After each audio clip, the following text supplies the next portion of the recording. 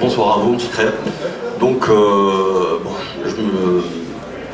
va dire que Éric Zemmour dans chaque débat. Donc ça va être moi aujourd'hui, je vais être un petit peu mauvaise langue. Donc j'ai écouté vos participations avec beaucoup d'intérêt et j'y retrouve exactement la problématique elle-même. Vous faites référence au 1er novembre, vous faites référence à Massinissa, vous faites référence à Jugurtha, vous faites référence à, comment dire, à la colonisation française, les Ottomans, l'arrivée de l'islam et tout. Mais il faut se dire qu'on est en 2015. Ça, c'est présent sur Internet. Tout le monde y a accès. Aujourd'hui, sur Internet, on peut trouver tout ce qu'on veut. Je peux apprendre à fabriquer, je ne sais pas, de l'acier médiéval juste en regardant YouTube.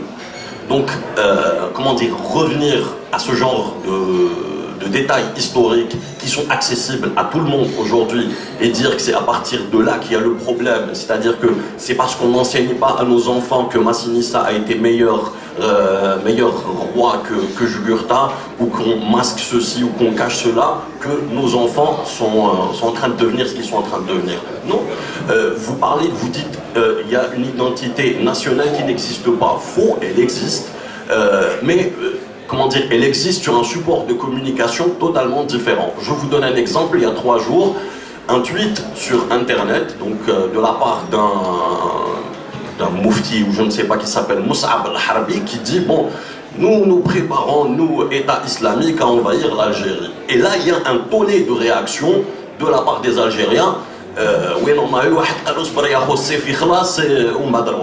Donc l'identité nationale est là.